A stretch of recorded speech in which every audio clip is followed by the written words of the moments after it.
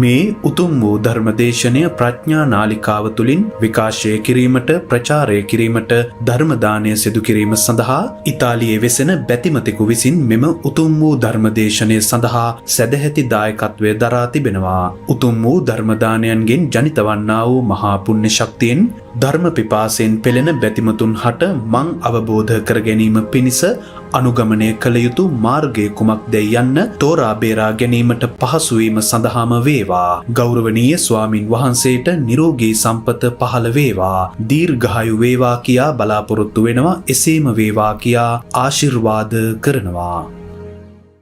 නමෝ තස්ස භගවතෝ අරහතෝ සම්මා සම්බුද්දස්ස නමෝ තස්ස භගවතෝ අරහතෝ සම්මා සම්බුද්දස්ස නමෝ තස්ස භගවතෝ අරහතෝ සම්මා සම්බුද්දස්ස ධානං විරාගෝ තානි ද්විදානි බොජ්ජංග විප්පයුක්තානිච බොජ්ජංග සම්පයුක්තානිච බොජ්ජංග විප්පයුක්තානි බාහිරකානි බොජ්ජංග සම්පයුක්තානි අරිය පුග්ගලානි තීති. ධර්මානුශාසනාවෙහි සදහැවර අනුග්‍රහක දායකත්වයේ දරන්නා වූ පින්නතුන් ප්‍රමුඛ මේ මොහොත අපට සවන් දීම සඳහා අවස්ථාව උදා කරගත්තා වූ ලංකාවාසී ලෝකවාසී සදහැවර පින්නතුනි, ආරාධිත භවතුන් මෙන්න මේ වගේ ඉල්ලීමක් අපින් කරලා තිබෙනවා. ගෞරවනීය ස්වාමින් වහන්සේ සෝවාන් ඵලයට පත් වූාට පසු අනිවාර්යෙන්ම ආර්ය ධාන සතර පූර්ණ කළ යුතුයිද? එයම ආර්ය අෂ්ටාංගික මාර්ගයේ සම්මා සමාධියේ වන බවද? ඒ බව සඳහන් බුදුන් වහන්සේ දේශනා කළ බොහෝ දේශනා ත්‍රිපිටකයේ ඇති බවද සසන්නට ලැබේ.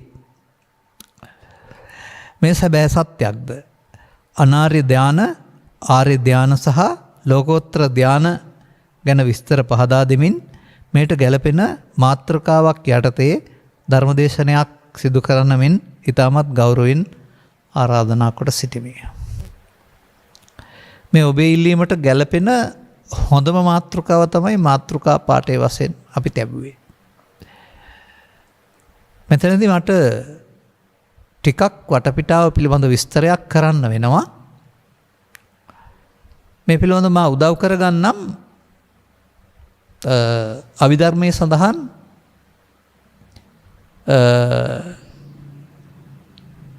චිත්තචෛසික රූප නිබ්බානවල චිත්ත විග්‍රහය. එහි කාමාවචර, රූපාවචර, අරූපාවචර, ලෝකෝත්තර කියලා සිත් 89ක් සඳහන් කරනු ලබනවා. මේ සිත් 89 කුමක් සඳහාද පවතින්නේ?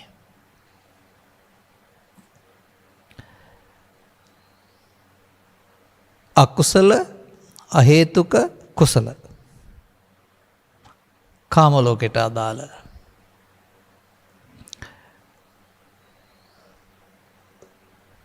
විතක්ක විචාර ප්‍රීති සුඛ ඒකාග්‍රතාව සහිත පඨම ද්විතීය තෘතීය චතුර්ථ ධානසිත රූපාවචර පහක් ගන්නවා. විතක්ක විචාර ප්‍රීති සුඛ සහිත පංචම ධානය දක්වා පහක් කරගෙන පහක් කුසල සිත්, රූපාවචර කුසල සිත්, පහක් විපාක සිත්, පහක් ලෝකෝත්තරයට අදාළ කියන්නේ විපාක ක්‍රියාසිත, ක්‍රියාසිත කියන්නේ වරහතන් වහන්සේලා සඳහා පමණක්. අරූපාවචර හතරයි. ආකාසානංචායතන කුසලසිත, විඥානංචායතන කුසලසිත, අකින්චඤ්ඤායතන කුසලසිත, නේව සංඥානාසඤ්ඤායතන කුසලසිත උපදවා ගත්තාම ඒවෙන් චුත වුණොත් අදාළ විපාකසිත අරූපාවචර බඹතලවල. රහතන් වහන්සේලා උපදවා ගත්තොත් පමණක් ක්‍රියාසිත 5. මේ විදිහට සිත් 89 සකස් කරලා තිබෙන්නේ පව් සිද්ධ වෙන හැටි, පින් සිද්ධ වෙන හැටි, එයින් විපාක සිද්ධ වෙන හැටි කාරණා පැහැදිලි කරන්නට. එතකොට කාම ලෝකයට අදාළ සිත් ටික කාමාවචර අකුසල සිත් අහේතුක කුසල කියලා බෙදෙනවා. එතකොට මේක මෙහෙම විග්‍රහ කරන්නට උනේ ඇයි? තථාගත බුදු පියාණන් වහන්සේ පහළ වුණ සමාජයේ මේ ගමන ගිය අය හිටියා. පව් කරන අය හිටියා. පින් කරන අය හිටියා. වනාන්තරයට ගත වෙලා ලෞකික ධානලාභීන් හිටියක් මේ රූපාවචර ධාන අරූපාවචර ධානලාභීන් හිටියා. එනිසා වුන් උපදවාගත්ත සිත් වලින් ඔවුන්ට කරන උපදවා ගන්නකොට කර්ම අනාගතයේදී විපාක රහතන් වහන්සේලාට උපදවාගත්තොත් පමණක් ඔය ඕන එකක් ක්‍රියා. ක්‍රියා කියන වචනේ තේරුම නික්ලේශී අර අනාගත ඵල උපදින්න හේතු ඉතුරු නොවන සිත් බැවින් ක්‍රියාසිත කියලා කියනවා. එතකොට මේක සංසාරය පිළිබඳ විග්‍රහයක්. මේවා තමයි අර සෝවාන් ආදී මගඵල නොලැබූ ක්‍රියාසිත බවට පත් නොවුණා වූ මෙහිදී උපදවා ගත්තාම කුසල් සිත් මිය ගිහින් ඉපදුනොත් විපාක සිත්. එතකොට රූපාවචර ධානවල බඹතල වල ඉන්නේ රූපාවචර විපාක සිතින්. අරූපාවචර බඹතල වල ඉන්නේ අරූපාවචර විපාක සිතින්. එතකොට ඒවා ඔවුන්ට සෝවාන් ආදී මගඵල එහෙම ලැබිලා නැහැ. ඔවුන් නිර්වාණය සාක්ෂාත් කරගන්න නැහැ. නමුත් ඔවුන් යම්කිසි කෙලෙස් යටපත් කරගත්ත සමාධියක ඉන්නවා. මේ කොටස තිබුණා කියන එක පළමුවෙන් ඉගෙන ගන්න. බුදුන් වහන්සේ පහළ වෙන විට. ඒ වගේම මේ කොටසේ ගියාය තමයි ඔය කාම ලෝකේ නැත්නම් gedara dora අතහැරලා පව්පින් දෙක අතහැරලා ඊට එහාට වනාන්තරයට ගියාය. මම දකින්නේ බුදුන් වහන්සේ පහළ වෙන්න පෙර සියල්ලම පාහේ තම තමන් දන්නා ශිල්ප ක්‍රම ආශ්‍රයෙන්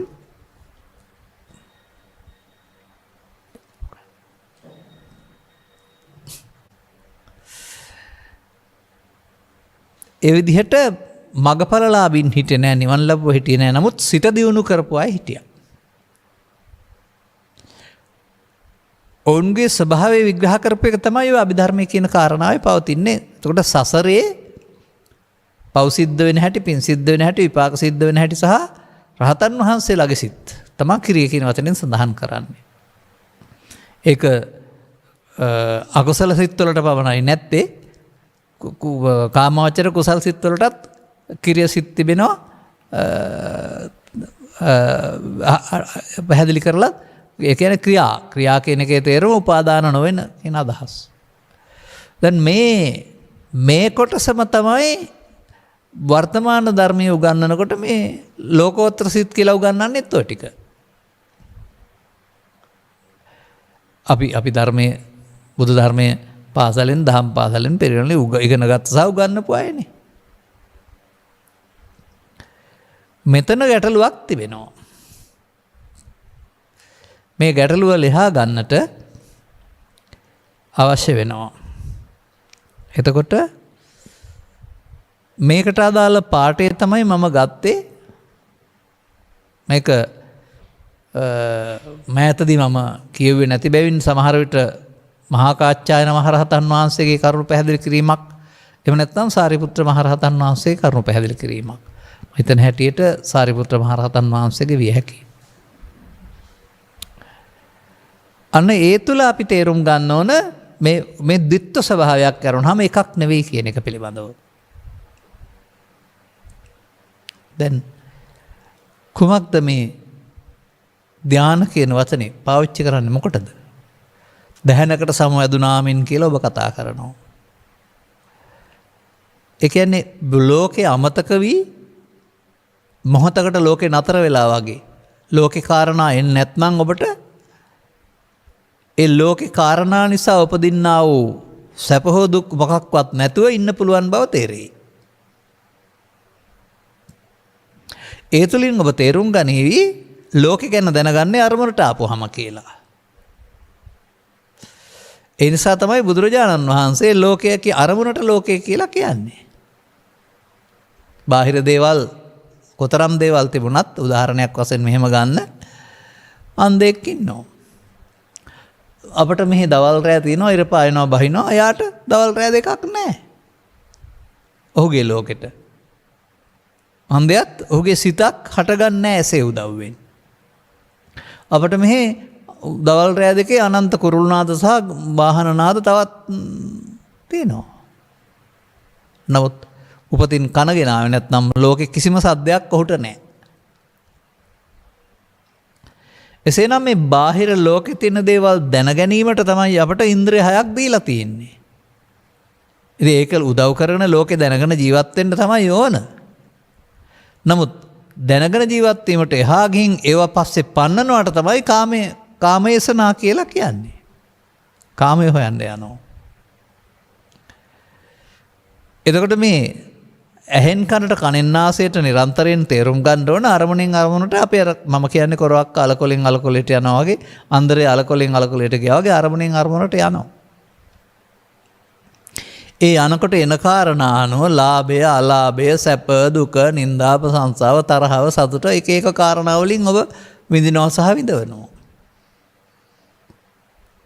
නමුත් දැඩිසේ පිළිමයක් දිහා බලන් හිටියොත් බුදුගුණ මෙනෙහි කළොත් ගාතාවක් දිගටම කියවොත් එහෙම නැත්නම් ඔය පොතේ තියෙන කර්මස්ථාන 40 නෙමෙයි මොනවා හරි එකක් අරගෙන ඒ 40 හෝ ඊට පිටස්තරව පවතිනා වෙනත් ආගම් වලත් ඕකට තියෙනවා අල්ලාහ් කියලා කියනවා ඕම් ශාන්ති කියලා කියනවා තව වචන පාවිච්චි කරනවා එක එක අය මේ වදනක් මෙනෙහි කළොත් දිගටම ඒ වදනට සිත යොමු වීම තුළ ඔබට තේරෙවි ඒ වදනේ රැඳී සිටපු කාලයට සමාන ප්‍රමාණයක් වෙනත් අරමුණක් නැතුව ඉන්න පුළුවන් කියලා. අන්න ඒ ස්වභාවයේ ආරම්භක පියවර කියනවා ඒකාග්‍රතාව නැත්නම් හිත එකඟ වුණා කියලා එක දෙයකට. පඨවි වෙන්න පුළුවන් ආපෝ වෙන්න පුළුවන් තේජෝ වෙන්න පුළුවන් කර්මස්ථාන කියලා කතා කරන්නේ. වඩනවා කියන්නේ වඩනවා ඒක නැවත නැවත වෙනෙහි කරනවා. වඩනවා වැඩි දියුණු කරනවා කියන එකනේ භාවනා කියන්නේ. එහෙම නැත්නම් ඔබට ආලෝකයක් දැස බලන් ඉදමින් ආලෝකෝ කියා ඉඳලා ඊට පස්සේ ආලෝක දාම්පු දැල්ල හෝ බල්බයක් වෙන්න පුළුවනි. ඊට පස්සේ ඇස් පියාගත්තාම ඒක හිත ඇතුලේ සිතුවිල්ලේ ආලෝක තියෙනවා. නැවත නැවතත් ඒම උපදිනවා ඒම සිතට එනවා දැන් අනික් වට එන්න ඉඩ නැහැ. ඉඩ නැති වුණාම මොකද වෙන්නේ මේක නිසා අනිත් අයටපත් වෙනවා. මේ විද්‍යාව අත්කලමතාන යෝගීන් විසින් කරපු එකක් බුදුරජාණන් වහන්සේ පහළ වෙන්න පෙර වුන් කරපු අත්හදා බැලීම ඔය. ඒ තුළින් ඔවුනුත් මේ සංසුන් සමාධියට රැවටුණා ලොල්ලුණා එහි ඉන්න උත්සාහ කළා. කොහොමද ඒක ලැබුණේ? ඒක ලැබුණේ ඔබ කියන පරිදි වෙනත් අරමුණු එන්ට නොදී ඒවට තියෙන ගිජුකම රුචිකත්වය එහෙමම තෙබියදී බලෙන් වෙනත් අරමුණකට සිත එකඟ කිරීමෙන්. අදත් භාවනා කියන්නේ මොකක්ද ඇහුවොත් එහෙම බොහෝ දෙනා කියන්නේ ඒ අරමුණක හිත තබා ගැනීම කියලා. ඉතින් ඒ අරමුණක හිත තබා ගන්න වැඩ නවත්තලා ඉඳගෙන ඉන්න ඕන. ඒක අනිත් වැඩත් එක්කලා කරන්න බෑනේ. ඒ නිසා ඒක හරියන්නේ කැලේට යන අයට. වැඩවත් අයින් කරලා ඒ අරමුණක හිත තබාගෙන ඉන්න බලවන්නේ නේ. නමුත් මේ සමාජයේ කෙන යන්ත්‍රයක් මේ යන්ත්‍රයේ කොටස් ඔබ අවදි වූ තැන් පටන් නින්දට යනතුරු ඔබට මේ යන්ත්‍රය ක්‍රියාත්මක කරන්න වගකීමක් පැවරලා තිබෙනවා. ඉතින් අර එක අරමුණක හිත තබා ගැනීම භාවනාව සම්පූර්ණ භාවනා කියලා හිතන අයට ඉතින් රැකියාව කරමින් ඕක කරන්න බෑ කියලා ඒගොල්ලොන්ට හිතෙනවා. එහෙමයි වුන් ඒ පිළිබඳ උපකල්පනය කරන්නේ. නමුත් මේකෙන් උදව්වක් ගන්න පුළුවන්නේ. රූප ශබ්ද ගන්ධ රස ආදී අරමුණු සමගේන හැඟීම් ඔබව කලමීමට පත් කරන්නේ සවබව දවන්නේ ඒවා නැති තැනක් හිතේ තියෙනවා එතන සංසුන් කියලා. මේ සංසුන් ස්වභාවය පළමුවර හොයාගත්තේ බුදුරජාණන් වහන්සේ නොවේ. අර අපි කියන්නේ ආලාර කාලාමවාදීන්. ඔය විවිධ ආහාර අඩු කරලා වනාන්තරයට ගොසින් අරමුණු එන්ට නොදී තවත් ඒ වගේ අරමුණක් වඩලා ඒකට කියනවා මේ කාමයන්ගෙන් විවිච්ච කාමයේ විවිච්ච අකුසලයේහි කියන්නේ කාමයන්ගෙන් වෙන්ව අකුසලයන්ගෙන් වෙන්ව එන්න කියලා කියන්නේ පුද්ගලයන් වශයෙන් ඒවා නොකර. දැන් යමක් හුරු කරපුවම විනාඩියද දෙකද තුනද දිගින් දිගට ඉන්න පුළුවන් කාලේ මේ සංසුන් සමාධියක් හදාගන්න පුළුවනි.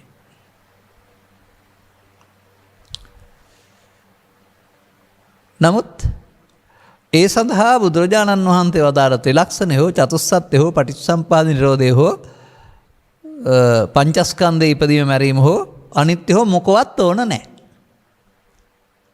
අයන්න දන්නේ නැති අම්මා කෙනෙකුටත් කවුරු හරි කෙනෙක් කියන දේ කරගොත් එහෙම ඔය සංසුන් බවට හවත් වෙනවා.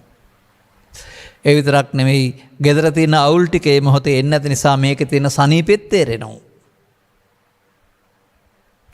විතරක් නෙමෙයි එතකොට ඔකට ලෝභ බඳිනවා. එතන ඉන්න කැමැත්තක් ඇති වෙනවා. මොකද මේ තමන්ගේ මනසේ තිබෙන දුක් වලින් පලා යාමක් තියෙන නිසා. මිදිලා නෙමෙයි පලා යාමක්. ඒ නිසා අතෙන්නේ යන්න කැමති gedara අතහැරලා. මෙන්න මෙහෙම මේ සංසුන් ස්වභාවයේ ද්විත්වාකාරයකින් සමාජයේ තිබුණ බව තමයි මම පැහැදිලි කරපු පාඩේ තිබෙන්නේ.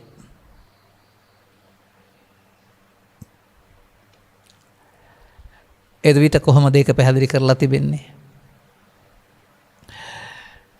ඒ මොහොතේ සිතේ පවතින తত্ত্বය කෙලස් නැතුව හෝ ඈත් වී ඒ මොහොතේදී ඒ නිසා දැවිලි තැවිලි නෑ. ඒ නිසා මේ සංසුන් తত্ত্বය අපි නිකම් වචනයක් ගමුකෝ ධාන කියලා. ලෞකික හරි ලෝකෝත්තර හරි ගන්න නැතුව. ධානං විරාගෝ. අර රාග දේශ මොහ දැවිලි මේ මොහොතට නැති බැවින් සංසුන් බවක් පවතිනවා. ලෝකේ පුරා වෙනත් ආගම්වල ඕන කෙනෙකුටත් ඔතෙන් එන්න පුළුවන්. එතනින් එහා පැත්තට තානි ද්විදානි තානි කියන්නේ තර ද්විදානි කියන වචනෙම ඒවා කියන එක ඒ කියන එක ඒවා කියලා හදාගත්ත පාළිය. ඒවා ආකාර දෙකකි. බුදුරජාණන් වහන්සේ පහළ වෙන්න පෙර ආලාර කාලමොද්ද කරාම පුත්‍රයන් වඩපු ඒවට කියනවා බොජ්ජංග විප්පයුක්තානිච. සති ධම්ම විචේ විරිපීදී ආදී කොට බොජ්ජංග වඩා කෙලස් නසා ගැනීමෙන් උපදවාගත් දේවල් නොවේ. බොජ්ජංග වඩන්නේ නැතුව අර කෙලස් යටපත් කරලා ඈත් කරලා ලබාගත් දේවල්. යටපත් කිරීමට තදංග කියනවා, ඈත් කිරීමට විස්කම්බන කියනවා. ඔබ ගෙදර හෝ තැනකට ගිහින් ටිකක් වෙලා එහෙම ඉන්නවා නම් ඒක ඉන්නකොට ඔබ යටපත් කරලා තිබෙන්නේ. නමුත් ඒකින් එහාට ඉපදුනොත් එහෙම ලෞකික ධානා මට්ටමක්. එතකොට ඒන් කාලක්‍රියා කරලා බඹලෝ යන්න පුළුවන්. විස්කම්බනේ නැත්නම් ඈත් ඊට එහා මට්ටමට ගත්ත නිසා, යටපත් කළ නිසා, ඈත් කළ නිසා. නමුත් මේකේ රහසක් තියෙනවා. යටපත් කළ එකත් නැවත උපදිනවා, ඈත් කළ එකත් ආයෙනවා. ඒකනේ එවෙන් කියවෙන්නේ. තදංග යටපත් කිරීම, විස්කම්බනය කලකට නූපදින්නට හැත් කිරීම. එතකොට ඒක කෙලස් නැසීමෙන් යන පාරක් නෙවෙයි. නික්ලේශී පාරක් නෙවෙයි. නමුත් මේ සංසුන් තත්වයේදී දෙකේදීම තියෙන සංසුන් බවේ වෙනසක් නැහැ. ඒකනේ අර ඥානාං විරාගෝ කියලා පෙන්වන්නේ. එතකොට අර අය බුදුන් වහන්සේ පහළ වෙන්න පෙර වනාන්තරගත වෙලා එක එක පරිශ්‍රණයන් කරලා ස්ත්‍රී රූපයක් දෙස නොබලා ගමට නොඇවිත් ආහාර සීමා කොට ඒ වගේම ඔය විවිධ කසින ආදී දේවල් වඩමින් සමාධියක් වැඩුවා. එහි දියුණු පියවර තමයි රූපාවචර අරූපාවචර 8 වෙනි ධානය දක්වා කියලා පොතේ ඔබට උගන්වන්නේ. මතක තබා ගන්න ඒ ටික තිබුණා. ඒ ටිකට තමයි මේ පෙන්වන්නේ බොජ්ජංග විප්පයුක්තානි. දැන් බුදුරජාණන් වහන්සේ ධර්ම දේශනා කළයින් පස්සේ පිරිස මේ සංසුන් බවට පත් වෙන්නේ සති ධම්ම විචේ විරිපීති කාමාංග දුර්වල කරමින්, කාමයන් දුර්වල කරමින් වැඩෙන සතිය තුළ. බොජ්ජංග කියන එකේ තේරුම 아무තු දෙයක් නෙවෙයිනේ. ඒ කියන්නේ ක්ලේශයන් ප්‍රහීන වීමේදී වැඩෙන්නා වූ ධර්මතා ටිකක් කියන එක. ඒක බොජ්ජංග කියලා වෙනම જાතියක් නැහැ. ඕනෑම ධර්මතාවයක් තුළ කියන්නේ ත්‍රිලක්ෂණේ චතුස්සත්ත්‍ය පටිච්චසමුප්පාද නිරෝධේ මොනවා වැඩුවත් වැඩෙන්නේ බොජ්ජංග. අවබෝධයේ පිණිස පවතින අංග කියලා පෙන්නන්නේ. එතකොට ඒවා සතියෙන් ධම්මවිචයෙන් විරයෙන් ප්‍රීතියෙන් වැඩෙන දේවල්. අරවට සති ධම්මවිචය විරය ප්‍රීති නැහැ. තියෙනවා මත් සතියක්. ඒක මුට්ට සති, මිත්‍යා සති. අරමුණක් දෙස බලන් ඉඳලා ඒ අනික්වා එන්න නොදී මර්ධනය කිරීමෙන් ලැබෙන එක. දැන් බොජ්ජංග සම්පයුක්ත පැත්තකුත් තිබෙනවා. ඒක පාරවල් දෙකක් නේ එතකොට. දැන් පෙන්නනවා බොජ්ජංග විප්‍රයුක්තානේ. අන්න අර රූපාවචර අරූපාවචර කියන දේවල් බොජ්ජංග වැඩිලා නැහැ. සසුනෙන් පරිබාහිරයි. බාහිර කානි අනාර්ය පුද්ගලයින් මගල් ඵල ලැබූ පුද්ගලයින් ලබන දේවල් කියන එක. බොජ්ජංග සම්පයුක්තානි ආර්ය පුද්ගලානි. බොජ්ජංග සහිත එක සෝවාන් වලින් එහා පැත්තට ආර්ය පුද්ගලයන් සතු දෙයක්. දැන් 5-4 බෙදා ගන්න ලේසි. විතක්ක ਵਿਚාර ප්‍රීති සුඛ ඒකාග්‍රතාව සහිත පංචම ධානය දක්වා තියෙන රූපාවචර අරූපාවචර වල. නමුත් සත්‍යවිභංග සූත්‍රයේ එහෙම පළවෙනි දෙවෙනි තුන්වෙනි ධානයේ පැහැදිලි කරලා 5ක් කියන්නේ නැහැ. 4 වෙනි ධානයට පැමිණ වාසය කරයි කියලා කියන්නේ. පළවෙනි දෙවෙනි තුන්වෙනි 4යි. අත්කලමතාන යෝගීන්ට 5යි ලෝකෝත්තරයට 4යි කියන එක තේරුම් ගත්තේ නැහනේ. දෙක එකට කලවම් කරගෙන කියා ඉන්නවා. දැන් ඔබට ඕන තැනට මම මේ ටිකින් ටික එන්නේ. දැන් එතකොට අරවට කියනවා ලෞකික කෙලෙස් යටපත් වී උපදන සමාධි ආපහු කෙලෙස් ආපු දවසට සමාධිය බිඳ වැටෙනවා. එනිසා දේවදත්තත් උඩින් ගිහින් පස්සේ කාලෙක පස්ස බිම යනගෙන අපායට ගියේ ඒක බිඳ හැටෙන නිසා. පිරිහෙන සමාධි කෙලෙස් යටපත් කරගන්න ඒවට කියන්නේ ආයතන බිඳ වැටෙනවා. අර බල ආකාසානංචායතනේ විඤ්ඤාණංචායතනේ ආකින්චඤ්ඤායතනේ සෝවාන් ආයතනේ කියන්නේ නැහනේ. සකෘදාගාමී ආයතනේ කියන්නේ නැහැ. උඩ ඵල කියලා කියන්නේ. ආයතන කියන එකේ තේරුම සිතේ හදා ගන්නා කියන දේවල්. සමාධිය සංසුද්ධ වුණාට Taman තනාගත්ත දෙයක්. ඒක සංඛාරයක්. සංඛාරයේ මූදර දිය වෙන ගොඩ මේ දියවිනක් වගේ පොන්චි දියවිනක් වගේ. හතර වටේම රැල්ල ගහනවා පොන්චි දියවිනකට වෙලා ඉන්න හදනවා සදාකාලිකව. නෑ දියවුනහම මූදුපත් වෙනවානේ. දියුණු කරගත්ත මට්ටමට තියෙන්න පුළුවන් නමුත් ඒක ගෙවි යනකොට අහිමි වෙනවා. මන්දයත් ඒවා සංඛාරගත බැවින්. එක බුදු සසුනේ ඒවා නොවන බැවින්. නමුත් අවාසනාවකට සදහම් එළියට එන්න පෙර බෞද්ධ භාවනා නමින් සහ භාවනා මගින් මේ සමාජයට පුරුදු කළෙත් සිතේ කර්මයට තබා ගැනීම නැත්නම් ඔය කියන පැත්ත තමයි. බොජ්ජංග පැත්තක් ආවේ නැහැ. එනිසා මේවා ලෞකික කියන්නේ කැඩෙන බිඳෙන අර්ථය. ලෞකික කියන එකේ තේරුම ලෝකයට අයත් කියන එකනේ. ලෝකයට අයත් කියන එකේ තේරුම තව ටිකක් පංච උපාදානස්කන්ධයට අයත්. ලෝක කියන්නේ පංච උපාදානස්කන්ධයට නමක්. අයත් කියන්නේ එක අයත් කියන එක. එනිසා පාපේ උපාදානයේ පංච උපාදානස්කන්ධෙන් මිදලා නැහැ.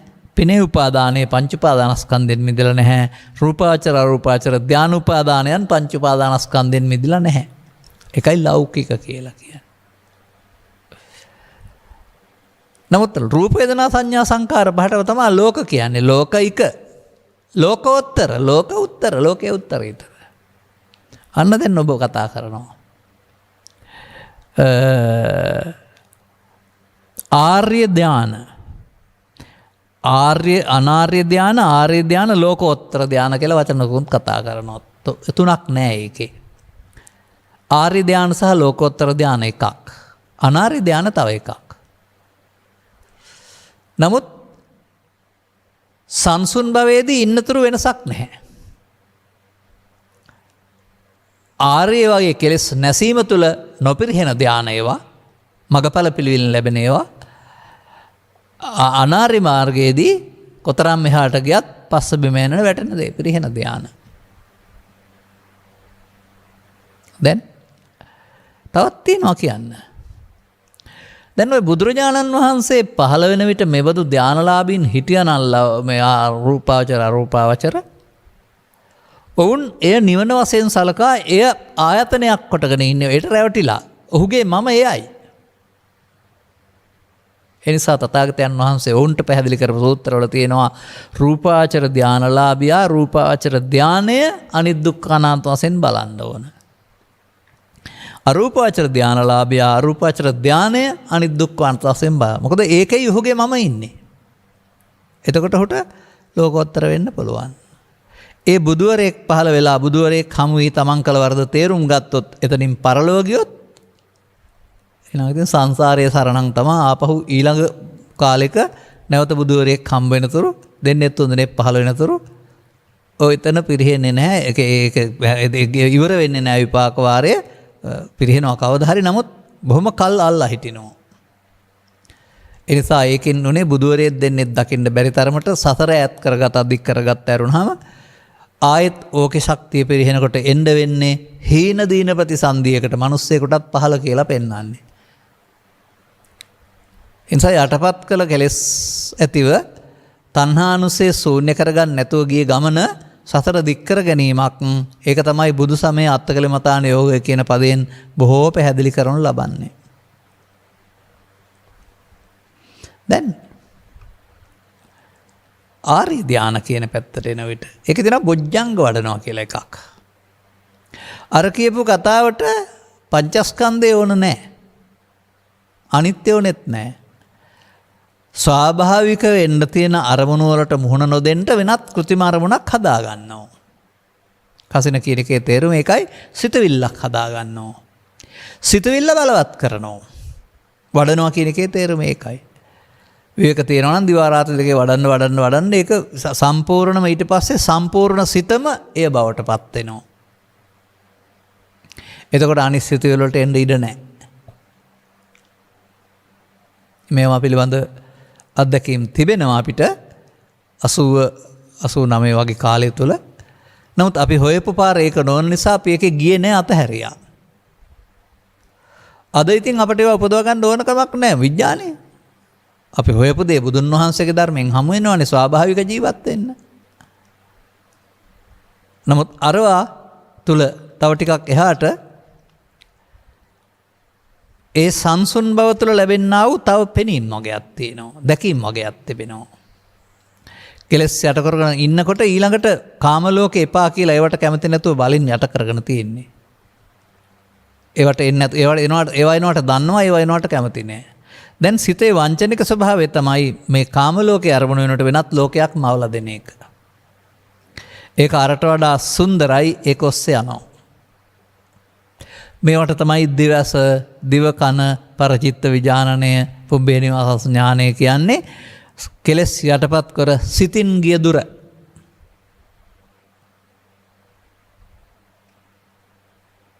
මතක තබා ගන්න. නමුත්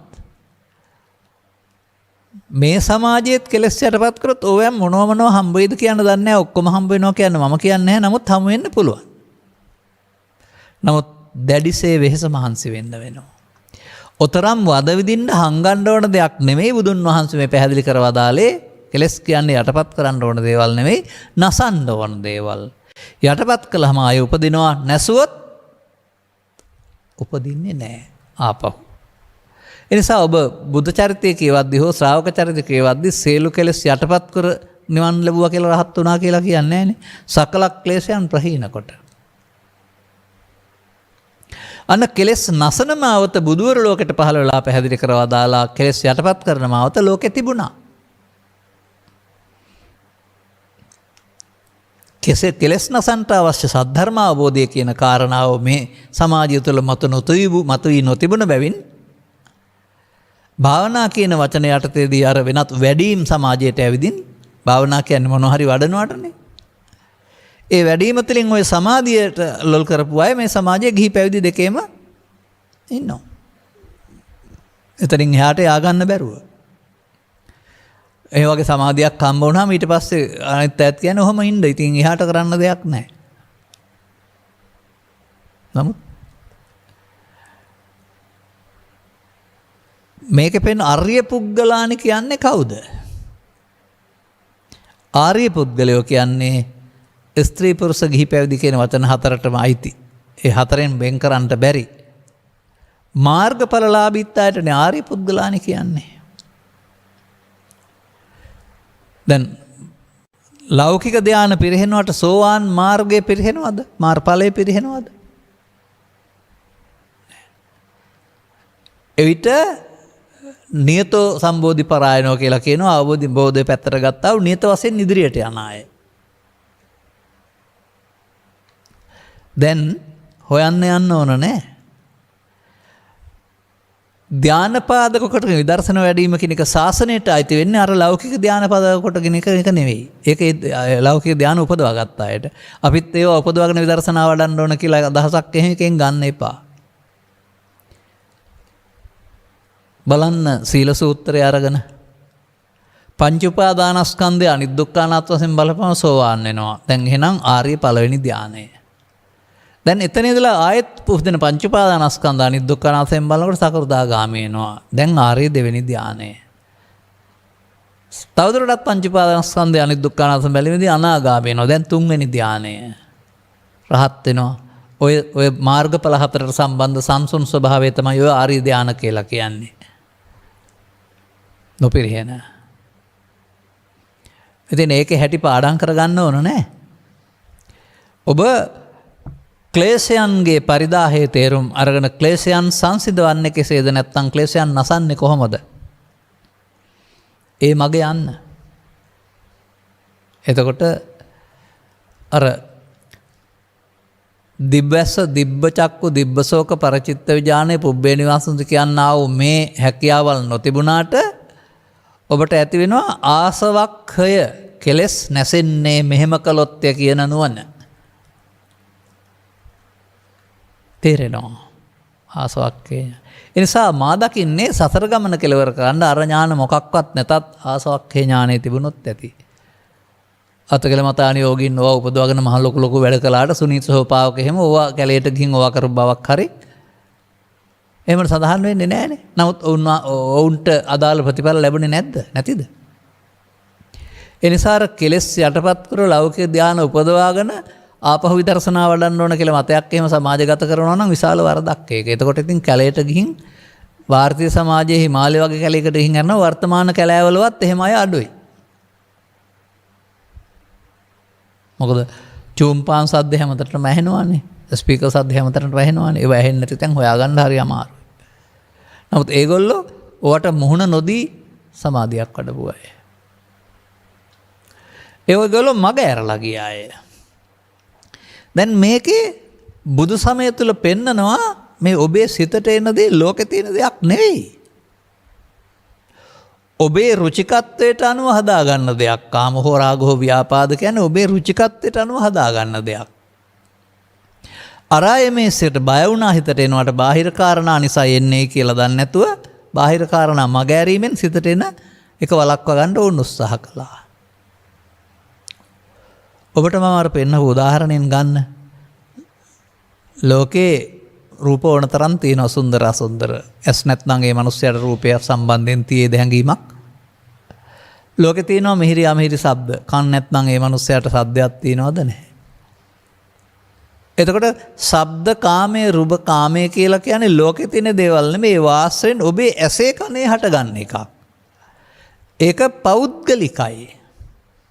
ඒක තමයි සංකප්ප රාගෝ පුරිසස්ස කාමා. පුරුෂයාට ස්ත්‍රියට බාහිර ලෝකයේ ආශ්‍රයෙන් Taman රුචි අරුචිල්ක හදාගත්ත ආයතනයක් සිතුවිල්ලක් තමයි කාමයේ කියලා කියන්නේ. කාමයේ විඳිනවා කියලා කියන්නේ එතකොට සිතුවිල්ලක් තලු මරනවාට. ලෝකේ තියෙන දෙයක් නෙවෙයි. එහෙම පේන්නේ නැහැ පෘථග්ජනයට. පෘථග්ජනය කල්පනා කරන්නේ මේ ලෝකේ තියෙන දෙයක් තමයි මේ විඳින්නේ.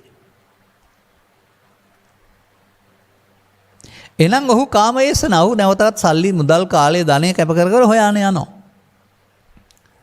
නමුත් ඔහු යන්නේ මිරිඟුවක් පිටුපස. අන්දයත් තව එහා සිතුවිල්ලක් හොදවාගත්තත් සිතුවිල්ලේ අන්තිමට නැහැ. ඊට එහා හොයන්න බැරි වෙනවා. එඳා ඔය රෝහිතස්ස සූත්‍රයේ සඳහන් වෙන්නේ 이르දි ප්‍රාතිහා 이르දියෙන් දිව්‍ය ලෝකේ කෙලවර හොයන්න ගිහින් හොයන්න බැරුව අතරමං වුණායි කියලානේ. එතකොට අර ගාථාවේ මොකද්ද පෙන්වන්නේ?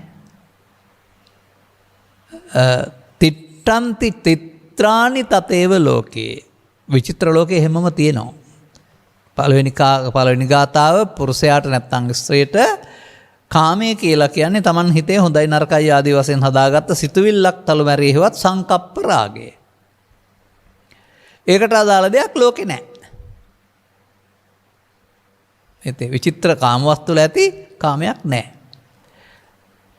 ඒවා හැමම තියෙනවා විචිත්‍ර බව ලෝකේ තියෙනවා. අතෙත්ත දීරා විනයන්ති චන්දති Taman හදාගත්ත ආයතනේ Taman හික්මා ගන්නවා ඥානවන්තයෝ. අනේ ආයතනේ හික්මවා ගැනීම අත්කලමතාන යෝගීන්ට අයිති නැහැ. මේක තේරුම් අරගෙන හිස් අසාර බව තේරුම් අරගෙන මේ අරමුණක් ලුහුමදිනවට වඩා එහාට අරමුණු අතාරපුවම තිබෙන්නා වූ සෝයක් පිළිබඳ බුදුසමේ ලෝකෝත්තර ලෞකික නෙමේ ලෝකෝත්තර කියලා පෙන්වනු ලබනවා. අන්න එතකොට ඔය සඳහන් කරපු වචනට අදාළව ගත්තාම මේ ආනන්තරික සමාධිය සමාධිමානන්තරිකඤ්ඤමාහෝ ඒ ආනන්තරික සමාධිය හා සමාන සමාධියක් නැහැ කියලා පෙන්වනවානේ. ඒක බුදු සසුනෙන් පරිබාරයව තිබුණේ නැහැ කාටවත්. ඒක මාර්ගඵල පිළිවෙලින් ප්‍රත්‍යක්ෂ කර ගන්නා වූ සංසුන් බව. ඒ සංසුන් භවයේදී බාහිර කාරණාවලට ඔබේ ඇතුළත තිබිලා ඇවිස්සෙන්න දේවල් නැහැ. එයාට මට තරහ එනවා, මට බය උපදිනවා, මට වෛරය උපදිනවා කියලා බාහිර කාරණා නිසා උපදින එකක් එක්කලා එකතු වෙන්නේ. ඒ උපදින එක බාහිර එක නෙවෙයි තියෙන්නේ. නමුත් බාහිර දේ උදව්වෙන් ඔබ උපදවා ගන්න ඔබේ හිතේ තිබෙන නිසා. ඒ කියන්නේ ඔබේ සිත තාමත් ලෝභ මූල, දේශ මූල, මෝහ මූල වලින් යුක්තයි. ඒ නිසා දකින්නකොට උපදිනවා. බුදුන් වහන්සේ වදාරන්නේ යම් එබඳු හැඟීමක් උපදිනවා නම් උපදින්නේ ඔබ ළඟ තිබෙන නිසා කියලා. අතින් අල්ලන්න බැරි වුණාට හේතු වශයෙන් තිබෙන නිසා. ඔය අපි පැහැදිලි කරන යම් යම් කරුණු වලදී ඔය පිළිබඳව පැහැදිලි කරන කරුණු තිබෙනවා. මට මතකයි ඔය මේ එක ගුරුවරයෙක් සම්බන්ධ කතාවක් සෙන්දහමේ සවතින්නේ. ඔය වගේ ශනික අවබෝධය ලබා දෙන කෙනෙක් වශයෙන් පෙන්නනවා. ඉගෙනගත්ත ගෝලයෙක් ඇවිදින් මේ ආයිසරහා Taman ලබාගත්ත ශූන්‍යතාවය මොකක්වත් මේ ලෝකේ නැහැ කියලා ශූන්‍යතාවයක් විස්තර කරනවා. ගුරුවරයාට තේරුණා මෙයා වරද්දන් ඉන්නේ අර අපේ අය වගේ පඨවි ආපෝ තේජෝ වලට ලෝකේ ඔක්කොම බෙදලා ද්‍රව්‍ය නැහැ කියලා උගන්වන්නේ මෙහෙත් ඔය. මේවා ඔක්කොම නම් කරාට අන්තිමට සතර මහා භූත විතරයි ඒවා ශක්තියක් විතරයි. ශක්තියක් කරනවා ලෝකේ වස්තු නැහැ. බැලුවම හරි දර්ශනය. ආස කරන්න දෙයක් නැහැ කියලා කියන්නේ එහෙමයි ලෝකේ වස්තු නැති හින්දා. අපි කියන්නේ එහෙම නෙවෙයිනේ මේක තමන් සිතුවිල්ල හදාගත්ත සිතුවිල්ලක තියෙන දෙයක් කියලානේ කියන්නේ. එමෙ ගෝලයාට මේක පෙන්වන්න ඕන වුණා ගුරුවරයාට. ඒ නිසා ඔහු වළඳමින් හිටපු කැඳ කෝප්පෙන් ගැහුවා අරයට වදින්න එකක්. දැන් බලාපොරොත්තු වෙන ප්‍රශංසාව කාමරාග ව්‍යාපාද ඉපදුනා. කැමැත්තට ඉරුණ නැහැ ගුරුවරයා. දැන් මොකුත් නැත්නම් ওই තරහ ආවේ කොහෙද තිබිලාද කියලා ඇහුවයි කියනවානේ. අන්න ඔබටත් මේක තිබෙනවා නම් අදාළ කාරණයකදී මතුවෙන්නේ තිබෙන නිසා කියලා තේරුම් ගන්න. ඔක හංගගෙන ඉන්න බෑ. ඒක එන්න නොදී විනාශ කරන්නත් බෑ.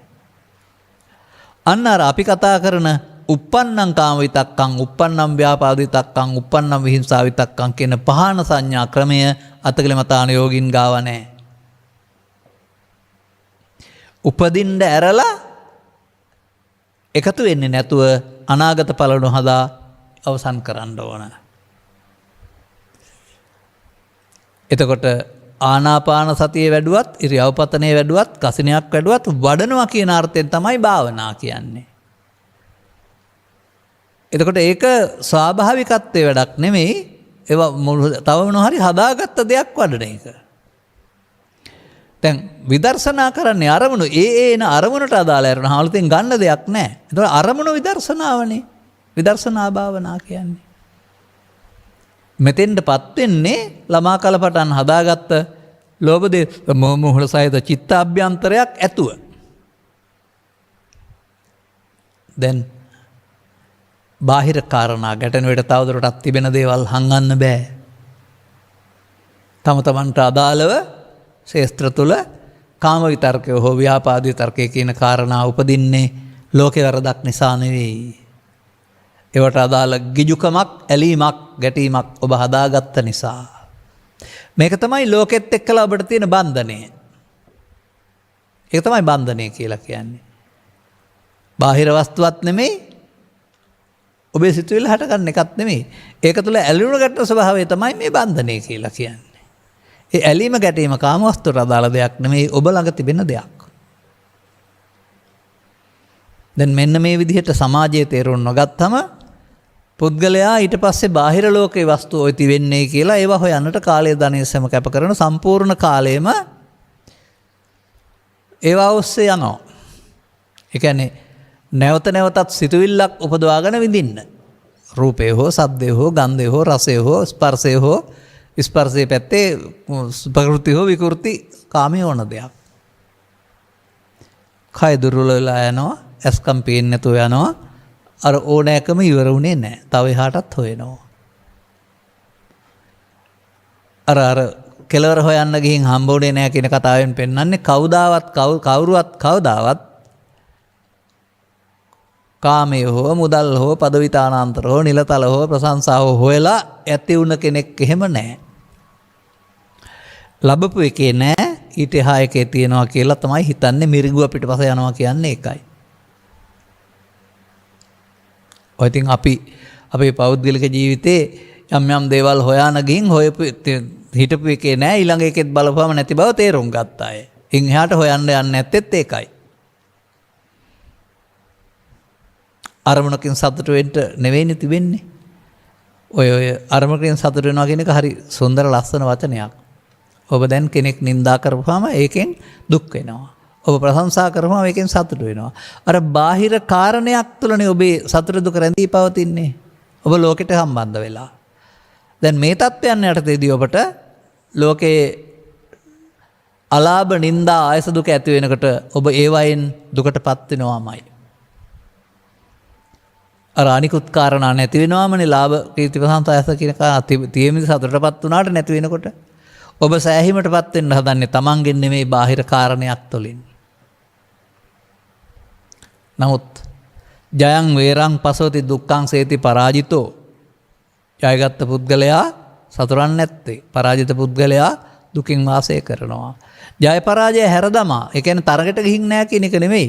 අර බාහිර ලෝකෙන් සෑහීමටපත් වෙන එක අතෑරපුවාම අර උපදින දෙපැත්තම නැතුවම තව සුවයක් තියෙනවා.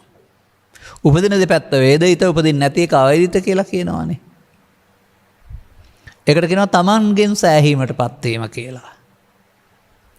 තමන්ගෙන් සෑහීමටපත් වෙන්න ඕන පුද්ගලයාට තමන් හරිනම් යම් දෙයක් කරලා අහිංසකව සතුට වෙනවා. කවුරු ප්‍රශංසා කළත්, කවුරු නිඳා කළත්, කවුරු පදවිතානාන්තර දුන්නත් නැතත් ඒවා වැදගත් නැහැ. එතෙන්න අපි එන්න ඕන. එතකොට අපේ මේ සංසුන් සනසිල්ලට පහර ගහන්න පුළුවන් ලෝකයක් නැහැ. ලෝකයාට අපිට දෙන්න දෙයක්වත් නැහැ. මොකද ලෝකයා ලෞකිකයි, අපි ලෝකෝත්තරයිනේ. එහෙනම් මේ කරුණ ඉන්න එහාට තව ටිකක් අපි කතා කරන්න වෙනවා දැන්. ඔබ මට මේ මාතෘකාව දෙන්න නිසා තමයි මම මේ පිළිබඳව මේ තොරතුරු ටිකක් කතා කරන්නේ. දැන් කොහොමද මේ අපි කතා කරන එක වඩන්නේ? අරක අරමුණු වෙන්න නොදී අරමුණක් වඩනවා. අතකලමතානියෝගේ මොනවහව අරමුණක් වඩනවා. මේක ස්වාභාවිකවම ජීවත් වෙනවා. ඇසෙන් කනෙන් නාසෙන් දිවෙන් කනෙන් ලෝකෙත් එක්කලා ජීවත් වෙනවා. බණ තේරෙන්න ඉස්සලා හදාගත්තා වූ චිත්ත අභ්‍යන්තරයක ලෝභ මූල දේශ මූල පවතිනවා. ඔබ හදාගත්ත පරිදි තරහකාරයා දකින්නකොට තරහව නැත්නම් ව්‍යාපාදී තර්කය උපදිනවා. ඔබ හදාගත්ත පරිදි දකින්නකොට යම් කිසි දෙයක් සම්බන්ධයෙන් ආසාව හෝ පිළිකුල දෙකම එක පැත්තක් කාම විතර්කය උපදිනවා. අර තමන් තුළ තිබෙන්නා වූ ස්වභාවය හටගන්ට බාහිරේ ප්‍රත්‍යක් පමණයි මූලික හේතුව ඔබ ළඟ පවතින. මෙන්න මේ නිසා අපට සිතට එන දෙය එන එක නවත්තන්න ඕන නෑ. බාහිර කාරණා නිසා ඒ යම්තාක් තිබෙනවා නම් තියෙන ටික තමයි එන්නේ. නමුත් ඒකට එකතු වුණොත් තවදුරටත් මේක බලවත් වෙනවා.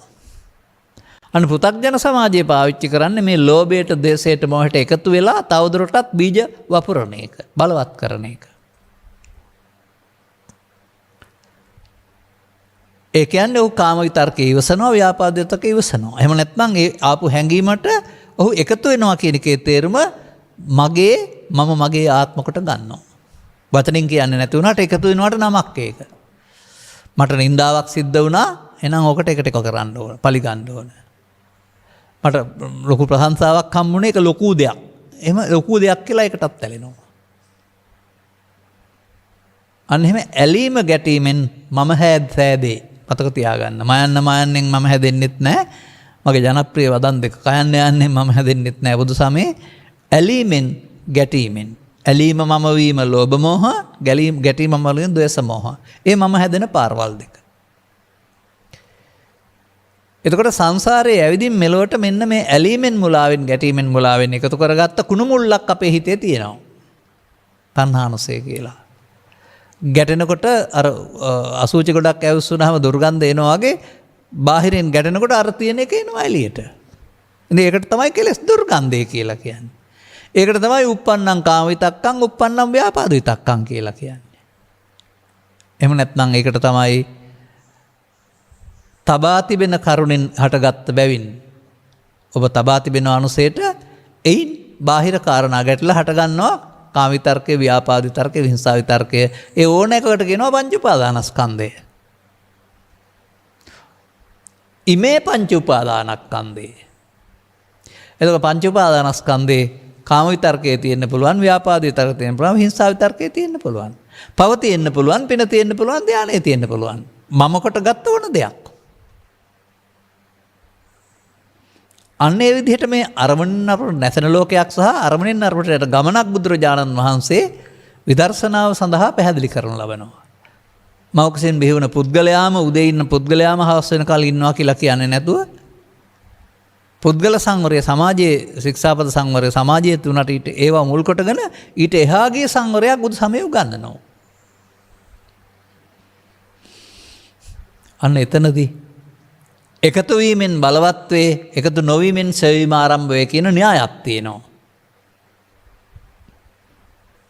ඒ න්‍යායට තමයි බුදුරජාණන් වහන්සේ සමාජය ගෙනෙන්නේ. එතකොට ඒකට ත්‍රිපිටකයේ කියන වචන තමයි එකතු වීමෙන් බලවත් වේ කියන එකේ තේරුම. එකතු වුණොත් නැසෙනවා, නමුත් හේතු තියලා නැසෙන්නේ. ඒ හේතු අවකාශ කරන එක තමයි නැවත උපදින්න, දුක් උපදින්න හේතු නැත්තම් නැවත උපදින්න හේතු තියෙනවා කියන්නේ. ඒ නිසා ඒකට කියනවා අවශේෂ කියන්නේ හේතු තබා අවසන් වීම නිරෝධය. ලෝභය තුල, දේශය තුල, ඊර්ෂ්‍යාව තුල, ක්‍රෝධය තුල, වෛරය තුල, මානය තුල, පාපය තුල, පින තුල, ධානය තුල අවශේෂ නිරෝධය කරන්න පුළුවනි. භාවනාව තුලත් අවශේෂ නිරෝධය තියෙනවා. අර කෙලෙස් යටපත් කරන එක තුල. ඒ කියන්නේ පංච උපාදානස්කන්ධ හදන්න පවටත් පුළුවන්, පිනටත් පුළුවන්, ධානයටත් පුළුවන් මමත්වෙන් ගත්තාම. ඇයි එතන පෙන්වන්නේ නිර්වශේෂ නිරෝධය කියලා එකක්. නිර්වශේෂ හේතු ඉතුරු නොකර අවසන් කරන්න. අවිද්‍යාවත් ඒව අශේෂ විරාග නිරෝධෝ, තණ්හා නිරෝධා, උපාදාන නිරෝධෝ. එහෙමත් පෙන්නනවානේ. හැමෝම ඇවිදින් නතර වෙන්නේ මෙතන. මොකද අපි කරන්න ඕනේ? අපේ ධර්ම දේශනාවල ඔතෙන්ද එනතුරු අපි ඕක අග විනාඩි 10ක් 15කින් පැහැදිලි කරනවා. ඒක පැහැදිලි කරන්න නෙමෙයි, කරන්න ඕන දෙයක්. විස්තර කරන්න දෙයක් නෙමෙයි තියෙන්නේ. තමන් කරන්න පටන් ගන්න ඕන. නමුත් තවත් මොකද අපි කරන්න ඕන? දැන් අපි සම්පූර්ණ කාලෙම අරන් තියනවා කරන්න ඕන දේ නම් තේරුම් ගන්න. කරන්න ඕන දේ තනි වචනෙට කියන්න පුළුවනි.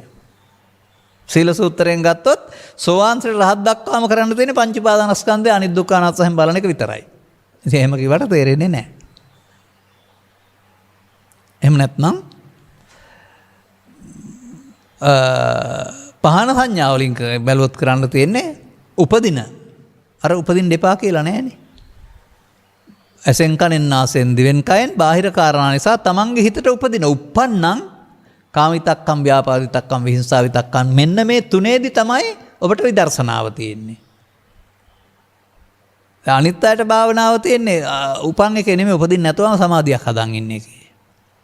අර අනාර්ය සමාධියට ලොල් වෙලා කෙලස් නැසෙන දැන් මෙතනදී අන්න මේ මෙතන පටන් ගන්නවා මේක මේ රැස්වීම වෙනුවට හේතු ඉතුරු නොවිලා අවසන් වෙන්න.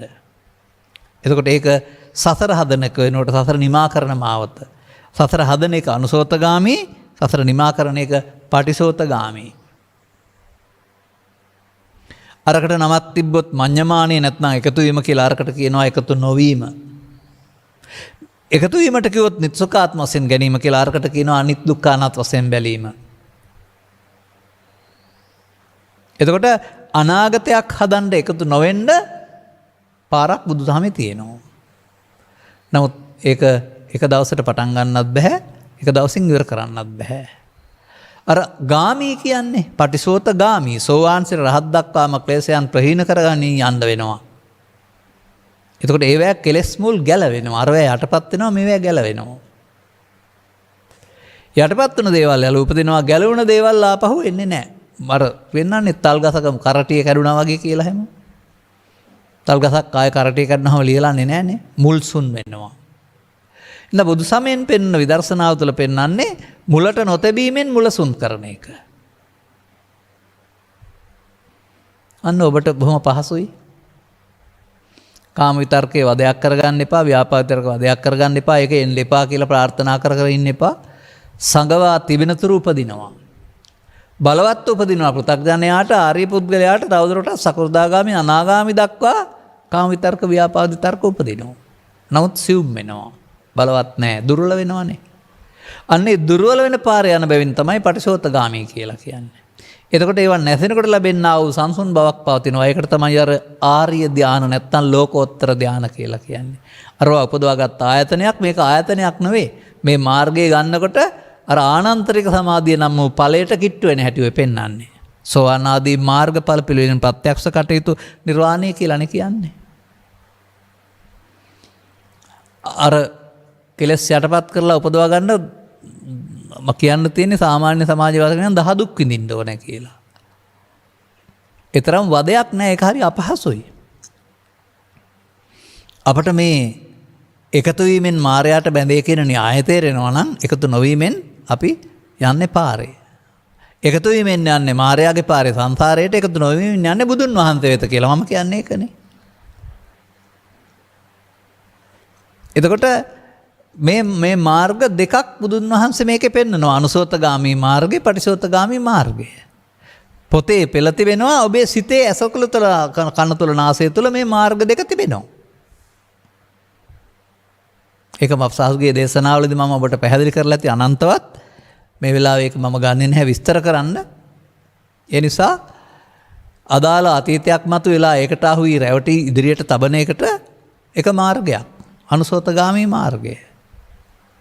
ඒක මේ අපි පාවිච්චි කරන කන්දක වර්ගයේ, සලායතන වර්ගයේ පුරාම සූත්‍ර 100 ගණනක ඔය ඔබේ ඇසේ කනේ නාසයේ ඕනෑම තැනක සිදුවෙන සිද්ධිය වශයෙන් පස්සපච්චා වේදනා, වේදනාපච්චා තණ්හා, තණ්හාපච්චා උපාදාන, උපාදානපච්චා භව, ඔන්න පමාව භාවනාවක් ඕකේ නැහැ. අහු වුණා, මමත්වෙන් ගත්තා. ඒ මඤ්ඤමානය විස්තර කරන හැටි, ඒ නිත්සුකාත්මකට ගැනීම විස්තර කරන හැටි ත්‍රිපිටකේ. දැන් ඒක සංසාරේ කරපු දේ, මේ ජීවිතෙත් බණ තේරෙන තුරු කරන දේ. ඕකට 100ක් ඕන නැහැ, පටස් ගාලා එකතු වෙලා උපදින ඕනෑම කාම ව්‍යාපාද විතරතයක් පාවිච්චි කරන්න පුළුවනි. දැන් ප්‍රහාණය කරන්න හොම බෑ, ඉවසලන්න මේ නාදිවාසයේ තෙන්නේ බාර ගන්න බෑ. අන්න එතෙන්ට උදව් වෙනවා බුදුරජාණන් වහන්සේ වදාලා වූ අරියකාන්ත සීලය, නැත්නම් ආර්ය භාවය. නැත්නම් සති. මේ සසර හදලා නම් කවදාවත් දුකින් මිදෙන්න හම් වෙනවක් නෑ. දැන් සසර කඩන්න ඕන. ඒ යන පැත්තට ගිහින් හරියන්නේ නෑ, අනිත් පැත්තට යන්න ඕන. පටිසෝතගාමී. අන්න එතකොට ඔබ ආරම්භ කරන එක අවශේෂ නිරෝධය නෙමෙයි, නිරවශේෂ නිරෝධය. කුමක් කිරීමෙන්ද? පෙළ කර දේ නොකිරීම, හේවත් එකතු නොවීමෙන්. උපන් කාම විතර්කය, උපන් ව්‍යාපාද විතර්කය, මට සිදුුනේ ලොකු පාඩුවක්, මදිකමක් ආදී වශයෙන් උඩඟු නොවි සිතවිල්ලෙහි ඇති දෙයක්, කෙනෙක් තනක් ගන්න දෙයක් නැති මේක මල අතීතයක් බව තේරුම් ගැනීමෙන්. දැන් උපදින දේ පරණ කාරණය පරණ කෝන්තරයක්නේ. ලෝභය ඉපදුනත් ද්වේෂය ඉපදුනත් අද එකක් නෙමෙයි පරණ හදාගත්ත මලමිනියක් මල කඳක්. මල කඳට පණ දෙක නෙමෙයි මේ කරන්නේ. ඉතින් මල කඳ තියෙන්නේ පණ දෙන්න සොහනට දාන්නනේ. ඉතින් මල කඳ සොහනට දාන්න ඔබ ගාව තියෙන සතර බන්ධනයන් සක්කාය දිට්ඨිය කෙසලිය පරා බැමි කැඩෙයි. සෝපාකටුනෙත් ඒක. ඔබ හිතන් හිටියට පුද්ගලයෙක් වශයෙන් ඔය ලයිට් එකක් ගහලා බැම සොහන තිබිච්ච බැම කරුණායි කියලා නෑ. අරක තබා ගන්න. ඔබ හැමදෙනාමත් මව්කුසින් බිහි වූ තැන් පටන් මෙන්න මේ මරුණා වූ ලෝභයට, දේශයට, මෝහයට බැඳලා තියෙන්නේ. ඔබ හැම කෙනෙක්ම පෘථග්ජන නම් මේ මල කඳට බැඳලා සොහනේ තමයි ඉන්නේ. ගැලවෙන්න බෑ. මේ බුදුන් වහන්සේගේ ස්කන්ධ පංචකය අනිත්‍ය වශයෙන් අල්ලා නොගැනීමෙන් බැමුම් කැඩි කැඩි යන ආලෝකයේ ලැබෙනතුරු කාටවත් මල කඳත් එක්ක තමයි ජීවත් වෙලා තිබෙන්නේ. ඒ මල කඳේ බර තමයි ඔය රාග දේශ මොහ ගිනි වලින් දැවෙනවයි කියලා කියන්නේ. ඔය ඉතින් ඔහොම කියනකොට තේරෙන්නේ නැතේ මොනවද මේ කියන්නේ කියලා හිතයි. නෑ. බුදුරුන්ගේ ධර්මය එහෙම තමයි. ඕනෑම සිද්ධියක් මුල් කොටගෙන තමන්ගේ හිතේ තියෙන ක්ලේශයන් වැඩි වෙන ආකාරය සහ පහි වෙන ආකාරය ගලපන්න බණ කිව්වරුනම කතන්දරකාරයෙක් නෙමෙයි බුදුහාමුදුරුවෝ කියන්නේ. රාජ කතා, චෝර කතා, ගාම කතා කියා මිනිස්සු රවට්ටන්න හිටපු කෙනෙක් නෙමෙයි. කොහෙන් ගත්තත් ප්‍රමාද විහරණය සහ අපමාද විහරණය පමණක් දේශනා කළ පුතුමෙක්. එසේනම් ඔබට මෙතෙන් ආවනම් ආර්ය පුද්ගලයෙක් වශයෙන් ඔබට ස්කන්ධ පංචකයේ තේරෙනවා නම් උපාදානස්කන්ධයට එකතු නොවීමෙන් උපාදානස්කන්ධය උපාදාන නොවී අවසන් වෙනවා. එහෙම නැත්නම් ඒකට කියනවා නාදිවාසීති පජහති. දැන් ඔබ පාරට වැටිලා. ඔතෙන් එනකන් ගේන්න ඕන. ගුරුවරයෙක් හරි කවුරු හරි හිතවතෙක් හරි මෙතෙන් එනකන් ගේන්න. දැන් ඔබ යන්න ඕන ඔබට හමු වෙයි. යනකොට ආර්ය ධානය කියන ඉතුරු ඒවා හමු වෙයි. අදාළ කරුණු තේරුම් අරගෙන ලහි ලහියේ නෙමෙයි තේරුම් අරගෙන. හැබැයි හැකිතාක ඉක්මනින්. දැස් අන්ධ වී යන්න පෙර, කන් ඇසී යන්න පෙර, කොන්ද වකටු වෙන්න පෙර නව යෞවනයේදීම නැත්නම් Tamanට හැකි භද්‍ර යෞවනයේදී හෝ අග්‍ර යෞවනයේදීම මේ අදාළ කරුණ ජීවිතයට එකතු කරගන්න. ඒක තමයි මම ඔකට ජීවිතේට ධර්මය කියලා කියන්නේ. මේ එකතු නොවීමෙන් කෙලස් නැසෙයි. කොච්චර සුන්දරද බලන්න, කොච්චර ලේසිද බලන්න. නිසා අපි ඔකට කියමු ලේසිකල බුදුදහම. ලේසිකල ප්‍රායෝගික බුදුදහම. තම තමන් ඉන්න තැන්වල සිට බින්මත් අනිත් අයට නොදැනෙන්නට විදර්ශනා වඩන බුදුදහම. මා හිතනවා ඔබේ මාතෘකාවට මම සාධාරණයක් ඉටු කළයි කියලා. එහෙනම් ලංකාවේ නෙමේ ලෝකෙ කොතන හිටියත් සිංහල තේරෙනවා නම් අදාළ දේ තේරුම් අරගෙන අර බමුණන්ගේ එහෙමත් නැත්නම් වනාන්තරගත වූවන්ගේ භාවනා ක්‍රම බුදු සමය වශයෙන් රැවටෙන්නේ නැතුව මේ පහාන සංඥාවල පෙන්වන්නා වූ ත්‍රිවිධ විතර්කය නැත්නම් සීල සූත්‍රයේ පෙන්වනා වූ පංච උපාදානස්කන්ධය අනිත්‍ය කියන මේ සූත්‍රයක් ආශ්‍රයෙන් ප්‍රායෝගික වෙන්න ඔබට නුවණ ලැබේවායි කියන ප්‍රාර්ථනාව කරමින් මම ධර්මානුශාසනාව මෙසේ අවසන් කරනු ලබනවා. මෙම උතුම් ධර්ම දේශනාව සඳහා සැදැහි දායකත්වය දරනු ලබන්නේ ඉතාලියේ වෙසෙන බැතිමතෙක් විසිනි. ඊට එහා නමක්වත් මොකක්වත් වැදගත්කමක් නැහැ. බලමු මොකක්ද ඊළඟ කාරණය කියලා. අරමුණ මෙම උතුම් ධර්ම දේශනාව සිදු කරනු ලබන්නේ ධර්ම පිපාසයෙන් පෙළෙන බැතිමතුන් හට මං අවබෝධ කර ගැනීම පිණිස අනුගමනය කළ යුතු මාර්ගය කුමක්දයි යන්න තෝරා බේරා ගැනීමට පහසු වීම සඳහා පමණක්ම වේ. ඔව් බුදුරජාණන් වහන්සේත් එහෙම තමයි. ඔබතුමාට ඒක තේරුම් ගන්න පිළිබඳව මම ඉතාමත් සතුටු වෙනවා. ගෞරවනීය ස්වාමින් වහන්සේට නිරෝගී සම්පත් පහළ වේවා, දීර්ඝායු ලැබේවා. ඔබ වහන්සේට දායකත්වයේ දරු අයගේ নমස්කාරය වේවා. ඔන්න ධර්ම දේශනාවල මුඛ්‍ය පරමාර්ථය ධර්ම දානය. ඊට එහා යමක් මම ඒක කියන්නේ නැහැ. මොකද තවත් වෙනත් අරමුණු සඳහා සමාජය හුරු වෙලා තියෙනවා, මාධ්‍ය හුරු වෙලා තිබෙනවා. අපටත් ඒවැ බලපෑම් තාමත් තිබෙනවා. නමුත් මේවෙන් ආදර්ශය ගන්න. ඒ පිළිබඳ කරපු ධර්ම දේශනාව වෙනම තියෙනවා. මෙතන කාලය ගන්න. ඒ නිසා ඔබතුමන්ගේ අරමුණ ඉතා යහපත්. ඔන්න අපි ඔබතුමන්ගේ අරමුණ පැහැදිලි කළා සම්පූර්ණ කාලයම අරගෙන සවන් දුන්නාට සහ ඔබතුමන්ට ලෞකික පැත්ත තේරුම් අරගෙන ලෝකෝත්තරය කියන தත්ත්වයටපත් වෙන්න මේ සිතට එන දේ මමත්වයෙන් නොගෙන අතහැරීම නම් වූ ලෝභය අතහැරීම, ද්වේෂය අතහැරීම, මෝහය අතහැරීම නම් වූ විදර්ශනා මගින් බුදුන් වහන්සේ වෙත යන්නට මං පෑදේවායි අපද ප්‍රාර්ථනා කරනවා. සබ්බිහිතයෝ වජ්ජන්තු සබරෝගෝ විනස්සතු මාතේ බවත් අන්තරායෝ සුකී දීගායුකෝ බව හැම දෙනාටම තෙරුවන් සරණයි. දේශක්ඛයෝ නිබ්බානං